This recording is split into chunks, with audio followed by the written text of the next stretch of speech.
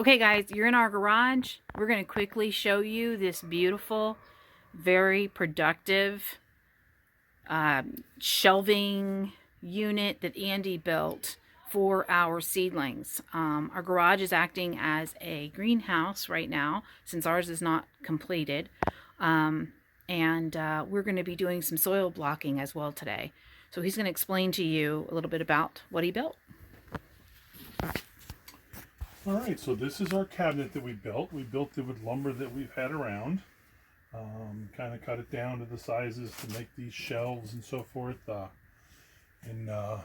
We wrapped it with this foil to kind of contain and control the temperature a little better. We have in here enough space on these three shelves to hold over 1,400 seedlings. And so that should be a nice start for us. We have two heat mats here. You can kind of see some of the stuff that we've already started in here a little bit. We have two heat mats. They don't go all the way to the back. Designed this cabinet to fit the space that we had as far as the width and the depth. It can also fit into the greenhouse. The height also was an issue in the greenhouse. So we got these mats. These are the 48 by 20 mats. We got two of them, and not everything needs to go on a heat mat. You can see that we have room in the back there. We could put two trays back there that would not be on the heat mat, but would be getting some residual heat just from the environment. We have some fans that we have not installed yet to move the air after the seedlings come up. We've got a few things. This is a test seedling patch here for sunflowers, and we've got a couple coming up here. There's one just poking right up through there also, and possibly one down here. So what's this back here in the bags? Oh, back here in the bags we have figs. So we are trying to root figs From our fig trees up at the farm. So we got figs in this one, and we have figs in this one. So these are cuttings. I don't know, there's 20 something figs in each one.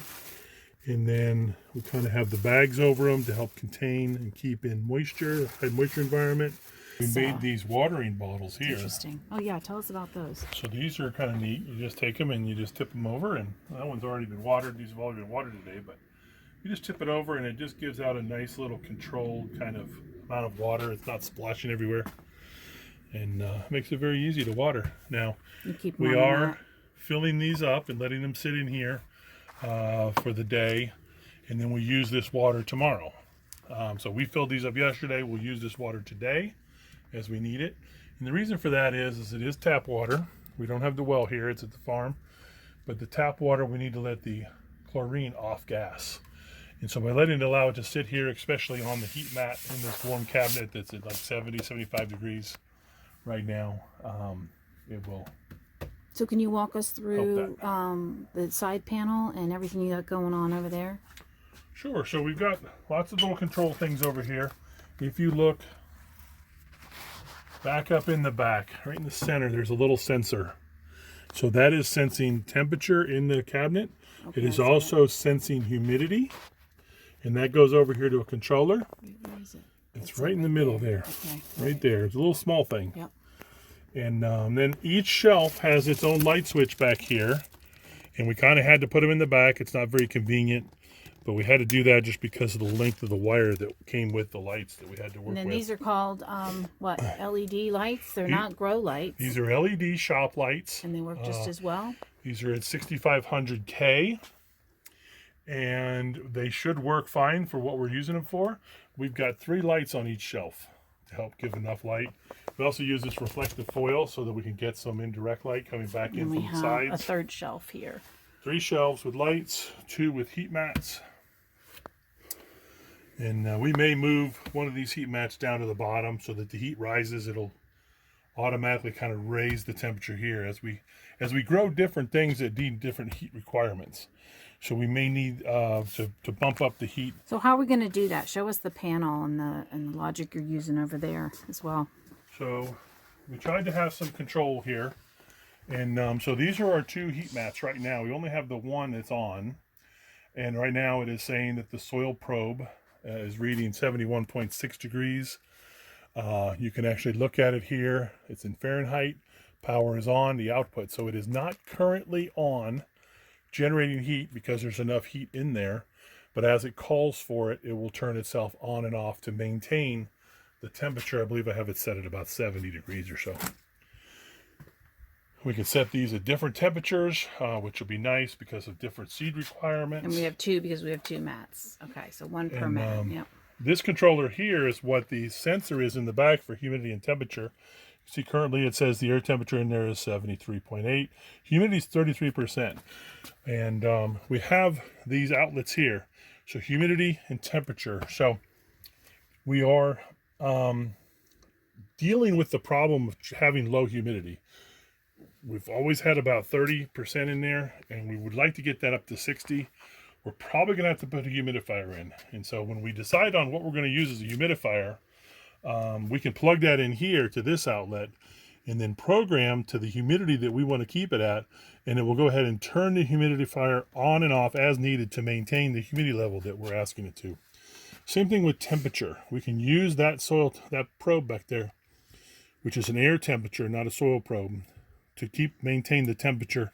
And we can move that probe. If we wanted to put the probe down on the shelf below it or whatever, we can move the probe around in there, and it would turn a heat source on or a cooling source on. Say if we put fans in here, There it is up there, which we do have some fans that we've purchased. We have not installed them yet, but it's a pair of fans that will get mounted, probably one for each shelf.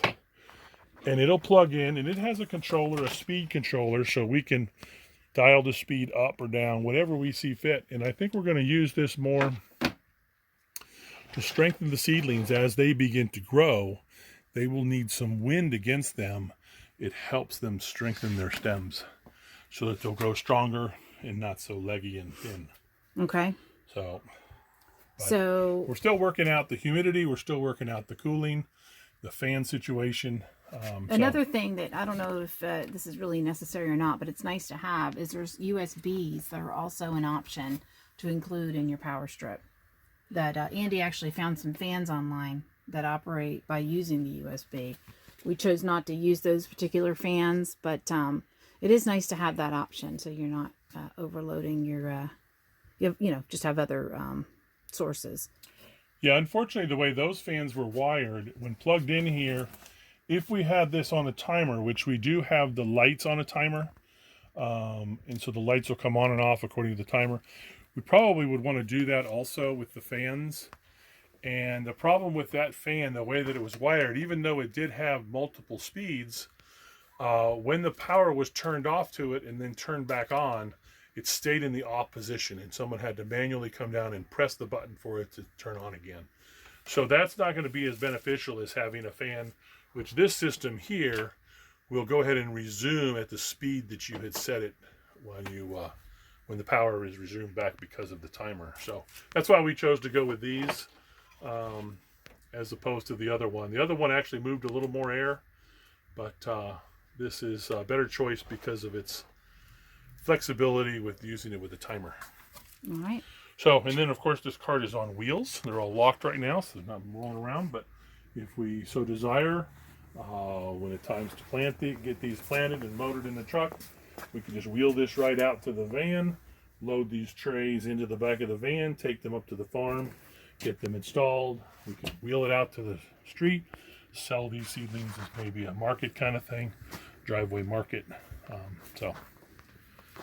But yeah, so when we're Here are all about the trays up here, so we're going to go ahead and get started on our first round of purchased seeds that we just did about a month ago, and they came in a couple weeks ago, and we're just getting them kind of organized as to the temperature that we need to keep them at in here, and also their germination period.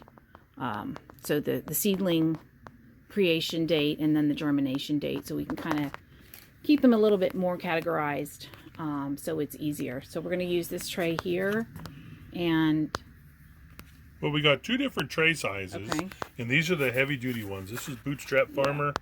I think that's their logo in the middle maybe. But yeah, these are heavy duty. These should last us a very long time. You can get 78 seedlings in here, the Okay. 1.5-inch seedlings, the soil blocks. This tray here is a smaller tray, and it's because sometimes you just don't want to grow 78 of something. So this gives us a little bit of flexibility. This tray here will hold 25 seedlings. So we got just an assortment here.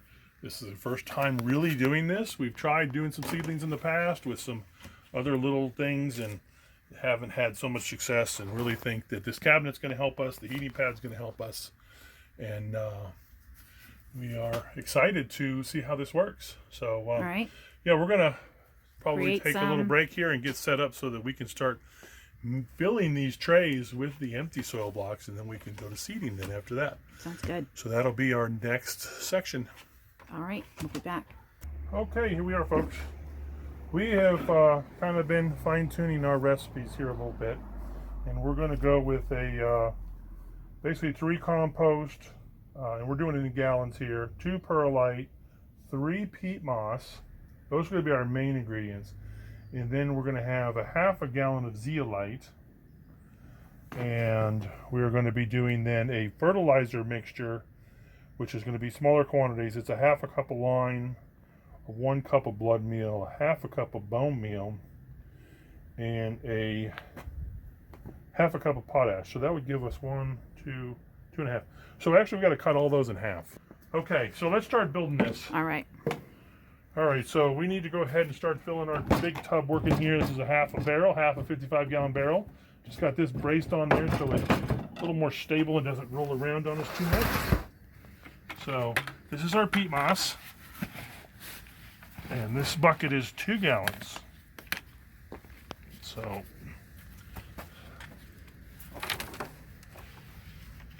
there's 2 gallons and we need 3. Okay, and while he's doing that, this is the peat moss that we purchased. So, is there any things people need to look out for when buying their peat moss? You know, some people, and I would do your own research on if you want to use the debated item, which is either peat moss or coconut coir. We just opted for the peat moss after our research, and you know, like I said, do your own research. But this is our compost mix. We're going to use 3 gallons of this also. okay, and the compost was the black cow. 1/2 Correct. black cow Okay. and 1/2 compost, bagged compost, which seems to be very wet. But So we're using 2 different composts, but you can use the same one. We just are choosing to do that. One is more wet than the other.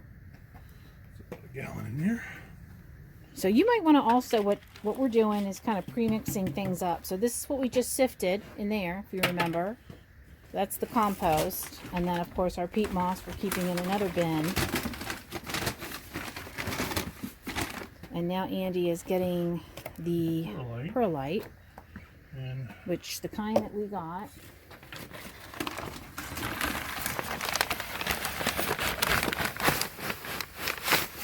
Is a, horticultural perlite. medium perlite size. We got the size they had. So of the perlite, we're going to use 2 gallons in this mixture.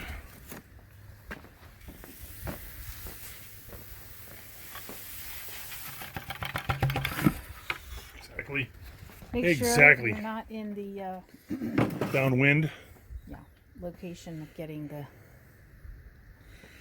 All right. Now we need a 1/2 Smokiness, gallon whatever of that is. zeolite.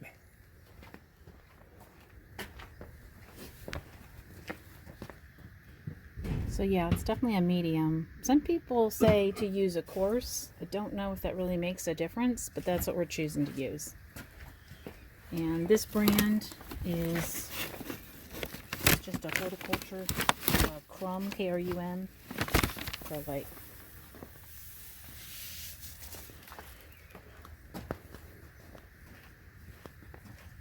And that was what? That's the zeolite? So we're using a 1/2 gallon of zeolite. Okay. You're not going to find that in most mixes, but tell us a little bit about the zeolite and the benefits of that, of what that's going to allow for. Zeolite is kind of, so Absorption? it has a lot of surface area and pores. So it can hold on to water, it can hold on to nutrients and release them later as needed. It's kind of like vermiculite a little bit, although it's different. They're all volcanic rock material. So is the perlite. You know, the perlite is also, but the perlite doesn't hold on to the water. Perlite lets it drain. This is going to hold on to water, and it's going to hold on to nutrients and stuff in the soil. It's something that's, you know, I don't know, new to us. It's pretty tiny. I thought it was a bigger bead. Yeah, no, they're That pretty is pretty small. tiny. But what's interesting that we found with working with this, when we put the water in here, perlite gets hot. So it's pretty interesting. Well, So you added more perlite than the previous one, right? I mean, not perlite, the zeolite. zeolite, no. Okay. But I was playing with the zeolite before with the water, and I had pre-watered the zeolite. This is not going to be pre-watered. So this will actually, the zeolite that's in here is very, very dry. And what we found that it holds about 89% of its weight in water. A little experiment that we did here in our garage. And that's awesome. So when doing it this way, this cow manure, compost, and all that kind of stuff, when we get this wet here in just a minute, it is going to suck that inside the perlite. It's going to allow for microorganisms to grow in there, beneficial bacterias, fungi, all of that. That's really what we're looking for. And so I'm excited to do it this way. Our first batch was pre-moistened. But we're just going to kind of pre-mix this, and then we're going to, a little bit, we're going to have to mix it some more after we put our fertilizers in, which we're about to make that batch up. Okay, so kind of mix that a little bit.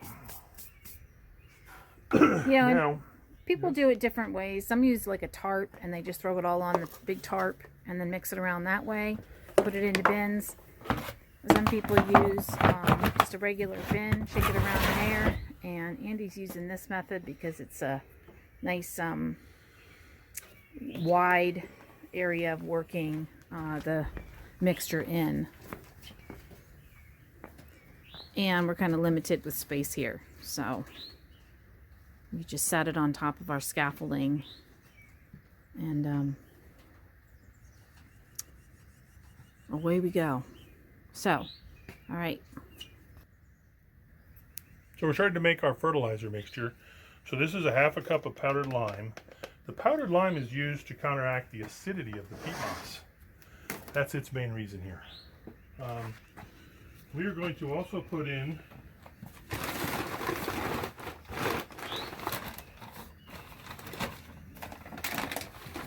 ½ cup of blood meal.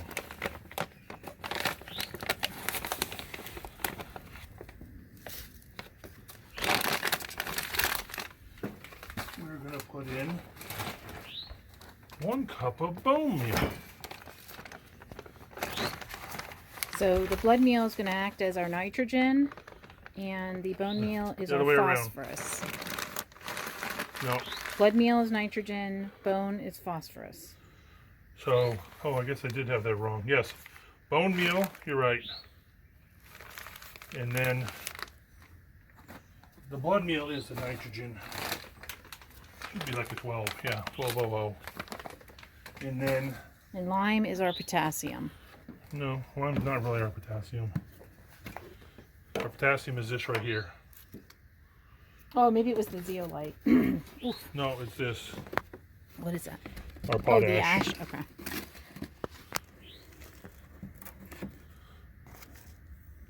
So why the lime? The lime is to counteract the acidity of the Oh, peat okay. moss. You just explained that. Sorry. Yes. And then we're gonna, is that it? Potash, bone meal, blood meal, lime. Okay, we got all those components in there. And then,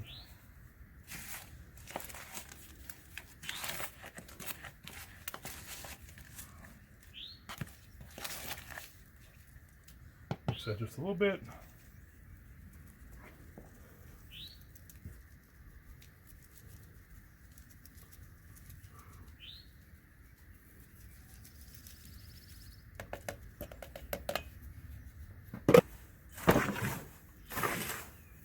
the peat moss that we put in here, we also put that through our little sieve thing. We did that the other day though, because there are some large chunks in there. Because we're doing this soil blocker right here, you can see how big the soil blocks are going to be. They're 1.5 inches square, but you don't want any big stems and stuff in there. It won't work very well. We have 2 gallons of our mix that we just mixed up in here. And what he initially just made out of this was 7 3/4 gallon. Is that what you said? The recipe, even though we did 3, 2, 3.5, which would be 8.5 gallons of bulk stuff, right? We only got 7 3/4 gallons of stuff because the particles mixed together, whatever. All right, so we got rainwater here, and what we want is 1 gallon of water in here, and we know that this is 3/4 of a gallon. You said this gets hot? So, The zeolite? I don't think you're going to notice it because it's got all the stuff. So that was 3/4 of a gallon. So we're going to need some more water than that, I'm sure.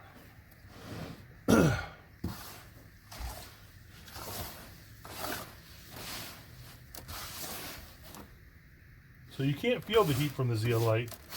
When I experimented with the zeolite by itself is when I experienced the heat. When I mixed the water solely with zeolite.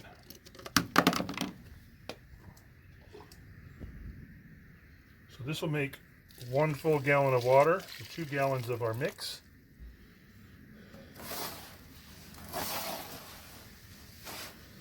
And then we're going to kind of mix this together. Let it sit a minute. We may have to add more water or more mix depending on how it goes. We're all learning here. All of us together.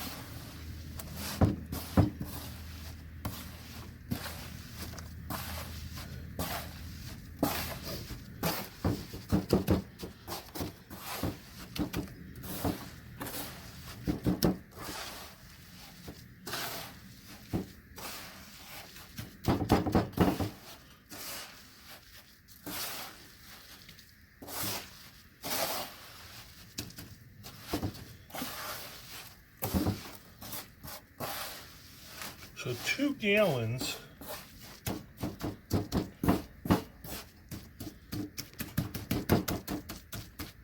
Wow, that's really wet. Yeah, No? this might be pretty good. So people take it and they want to take it and they want to be able to wring water out of it. That much? And that might be about the right amount. Where you really find out is when you start making the soil blocks. If it just If kind it of... doesn't stay in the soil block, it just falls out. Okay. That's kind of an indicator there. All right. So, I think we're ready. I Ready think we to are. get started. I think we should let this sit a bit. Okay. Let it absorb moisture, water, All right. We'll be back. and then we'll come back 10 or 15 minutes. Okay, while Andy is waiting for the soil to kind of stiffen up a little bit, or absorb that water, I thought I would just run up here, grab the seeds that we're going to do today. So we got our shipment of seeds in a couple weeks ago in preparation of the spring, and we're just going to kind of stage them out.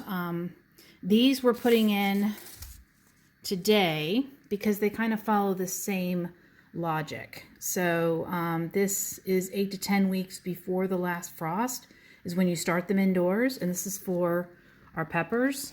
And you'll notice that the other peppers, because maybe since they're both peppers, they're going to follow that same logic. And so we're going to kind of stage these out probably over the next couple days to couple weeks because of the way that they are going to be started and also their germination.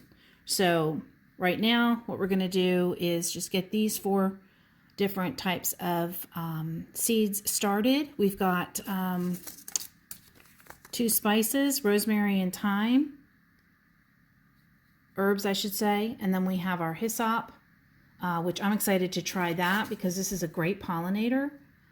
We use M.I. Gardner for our seeds because it's the most reasonably priced for our budget. But there's plenty of different companies out there, and they all have their benefits. Some of them have, not so much of the picture on the front, but it might have more details on the back. But some of them can be kind of pricey. So just make sure that you're looking at all of your options. So we've got 2 different types of peppers. We have a bell pepper, and then we have these pepperoncini pepper. This is actually great for canning, and so I thought I'd try these. They're going to be pickled and canned. And then that's what we're going to get started with today. And then maybe what we'll do is we'll kind of show you all the different seeds that we did purchase and how we're going to stage them out. So definitely want to get better organized this year. And so we're really looking forward to seeing the progress and tracking it better since we are doing seedlings this year. It's our first time. So, all right, we're going to go ahead and head back down and get started on our soil blocks. All right, so got our soil block here. Got a little dibblers in there. That's where the seed's going to go. It's going to leave a little impression.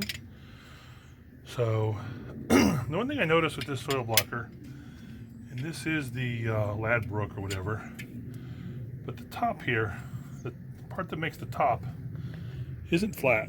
It's like angled. I don't know if you can see that. But I noticed, and you're going to see it when I start putting the soil blocks in here, how they're not all the same height. So what we're going to do is kind of rock this back and forwards. We're holding with 2 hands here, and we're just going to kind of like push it in, pack it in. We rock it back and forth to kind of get the ends, and then you kind of feel when it's full. Scrape it off so that they're relatively flat. You want to go ahead and set that in there. Maybe not quite up to the edge there, but then we push down with our hands and pull up at the same time, and it kind of firms them up in there. And there, we got soil blocks. Look at that. All right, and we can... Beautiful. We want to have water run around, so when we water them, they're going to run all the way around. That's great. So yeah, that felt pretty good. It could be a little wet. All right, very good. Looks great. So we'll go ahead and show you the next phase here in a little bit.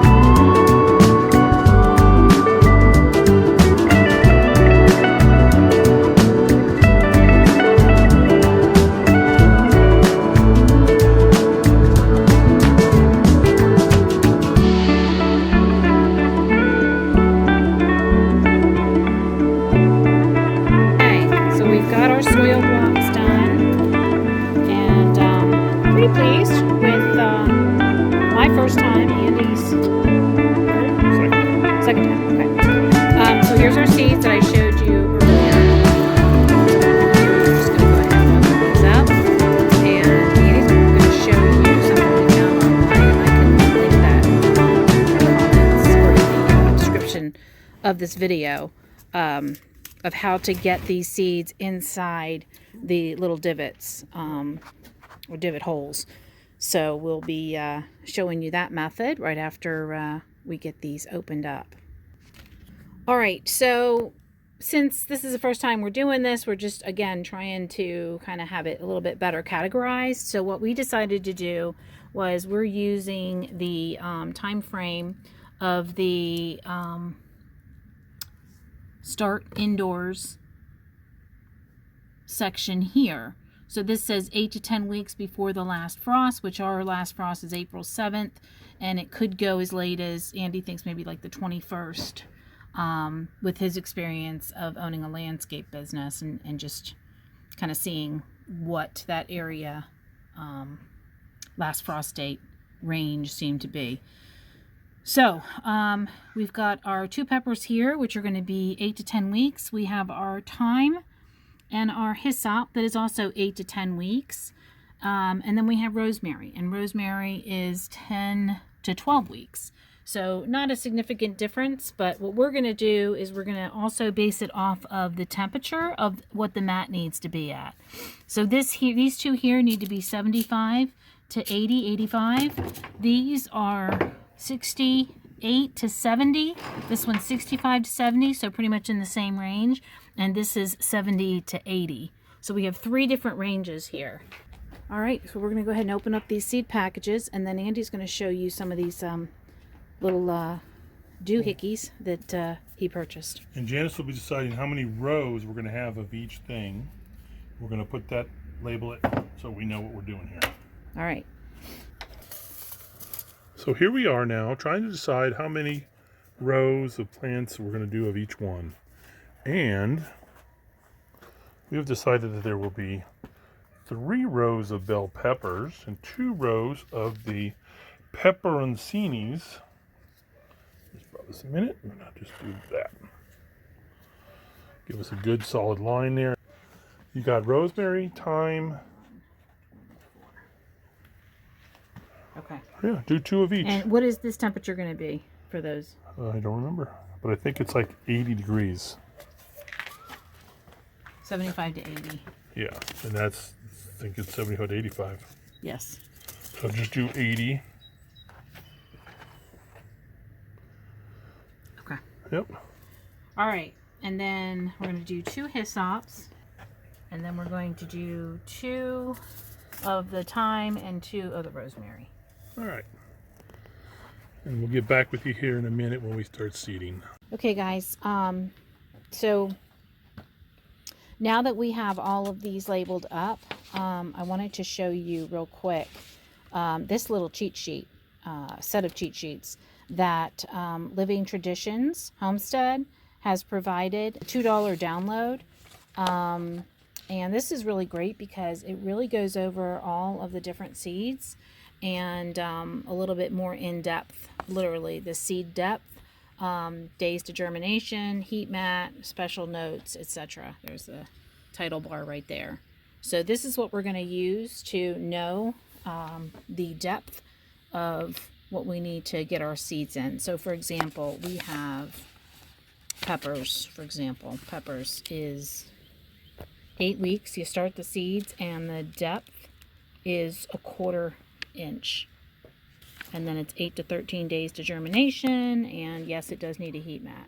So we did it right. We did. We just got to cover them now with some soil. All right. All right, so we have a couple of different methods of seeding because a lot of these seeds are very small and I've got big fingers. So I did try this method the other day and wasn't totally excited about it, but it worked much better than my fingers or than just trying to tap them out of the thing. So what it does is, I don't know if you can pick this up on camera, but there's a 1, 2, 3, 4, 5, 6 or 5, 0. And so it has a different size hole.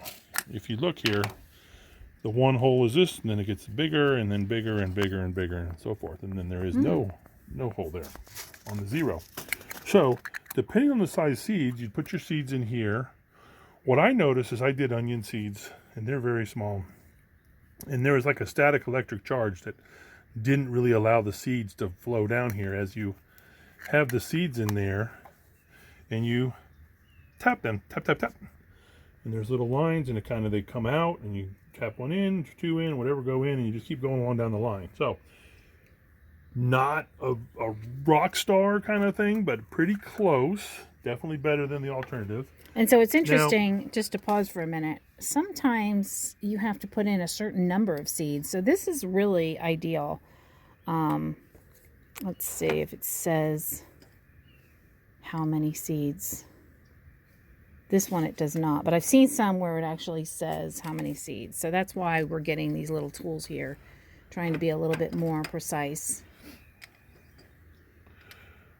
So on these little tools here, these are kind of cool. I haven't tried these. We just got these.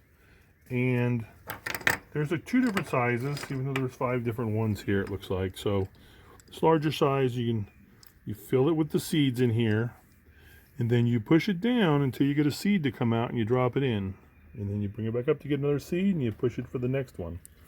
So this is a little larger, this is a little smaller. I love that. And we're going to give that a shot because I got high That's hopes exciting. for this. You haven't used that yet for your first one that No. you did? Okay. So we're looking down here. These are pepper seeds. You know, they're pretty decent size. So we're going to, but they're small.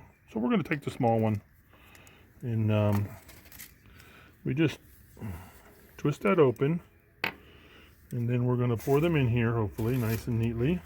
We don't need many. We're only doing 10. No, 15.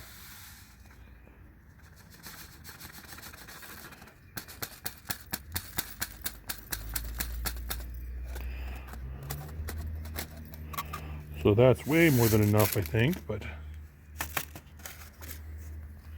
put the end on here. Well, let's see how it works. It's like surgery with your gloves. Yes. Okay, so we get the seeds down at the end. Uh-oh. There's a seed, and it goes in the hole. We got 2 in Wow. there. So that was 2 seeds. There's 1 seed. Oops. Turn it. Just pick it up. No, well, I got this. I got this little tool here. It's got another tool. And we can maybe. It is. It's just like surgery. There. Now we got an extra seed here. Take It's a that one game down there. operation. Yeah, so we're not like, you know, rocket scientists here, but it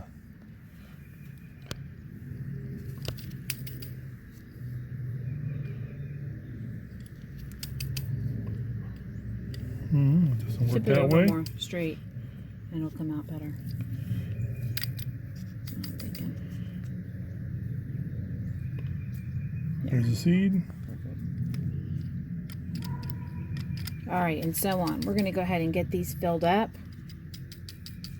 And it'll be a total of, I think it was 3 rows that we're doing these bell peppers in. So that seems to be working nicely.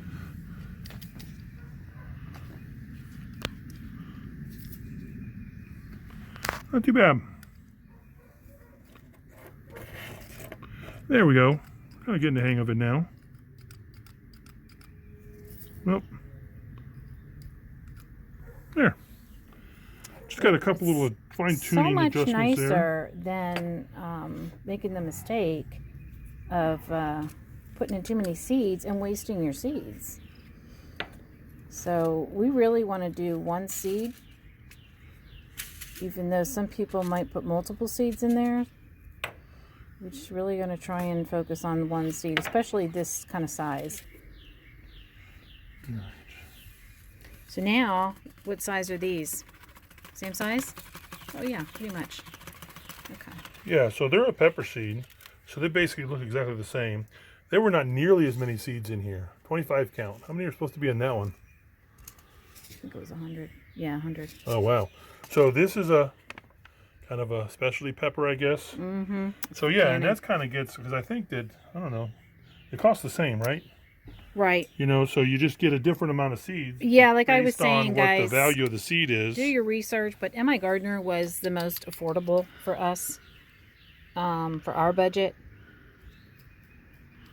So we will see how well we do with these. All right, so we're going to finish up getting these pepper seeds in here, and then we'll move on to the next tray. So Janice is giving it a try now with the little seed syringe and these little bitty tiny really seeds. tiny. And Here what they seeds are. are you doing there? These are the hyssop, Okay. which hyssop, for those that might want to know, is a beautiful herb attracting all pollinators with a scent that is a combination of licorice, basil, and lemon. You know what maybe you should do? They're very pretty. They sure are. Okay. Whew. Oh, wow.